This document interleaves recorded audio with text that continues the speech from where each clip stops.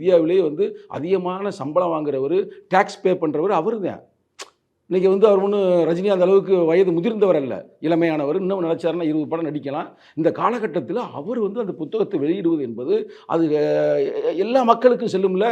நான் கூட அந்த நிகழ்வை பார்த்தேன், இது யாருக்கும் தெரியாது, சொல்ல விரும்புகிறேன். அது 2-3 நண்பர்கள், என் நண்பர்கள் உட்காந்துருந்தாங்க. அதெல்லாம் ஒருத்தர் வந்து கள்ளர் சமூகத்தை சார்ந்தவர், இன்னும் சொல்லப்போனால் அவர் அந்த சாதி சார்ந்த சில அமைப்புகளை கூட இருந்தார் ஒரு காலகட்டத்தில். அவர் கைதட்டுறார் அம்பேத்கரின் பேரை சொல்லும்போது. அப்போ இது வந்து ஜனநாயகப்படுத்தப்படுதில்ல. அந்த வகையில் பாராட்டுக்கள், வெற்றிகள், உண்மையாக நடந்திருக்குது அந்த நிகழ்வு. நல்ல விஷயம் தானே. அதுக்கு எதுக்கு நீங்கள் பாட்டுக்கு எதாவது குழப்பமான கேள்வியெல்லாம் கேட்குறீங்க? நல்ல விஷயமா? இல்லை, என்ன நிகழ்வு நல்ல விஷயம். என்னங்க அம்பேத்கர்ன்றது? சரி விடுங்க. அம்பேத்கர் அந்த நிகழ்வுல கலந்து கொண்டது யாரு? நீங்க அதெல்லாம் விட்டுருவீங்க.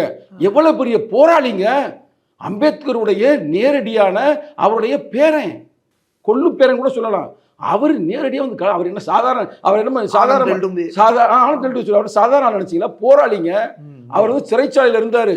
அவரை வந்து எப்பவுமே சுட்டுக் கொள்ளுவாங்க, கௌரி லங்கேஷை போல. அது மாதிரி இவருக்கு வந்து பிரச்சனை இருக்குங்க. இப்போ கூட அவர் உயிருக்கு உத்தரவாதம் இல்லை. இப்போ கூட வந்து அவர் ஜாமீன்ல தான் வெளியே வந்திருக்கிறாரு. அவர் என்ன குற்றம் செய்தாருன்னு இன்னும் தாக்கலே பண்ணலை, எஃப்ஐஆர் போடலை. ஆனால் உள்ளே போட்டிருந்தாங்கல்ல. இதெல்லாம் வந்து நீங்கள் சாதாரணமாக நினைக்காதீங்க. முக்கியமான நிகழ்வு, மிக அருமையான நிகழ்வு, ரொம்ப முக்கியமான நிகழ்வு. ஏன் புறக்கணிச்சிட்டீங்க உங்கள் கட்சி? அதாவது எங்கள் தலைவர் புறக்கணித்திருக்கலாம். அதான் ஏன்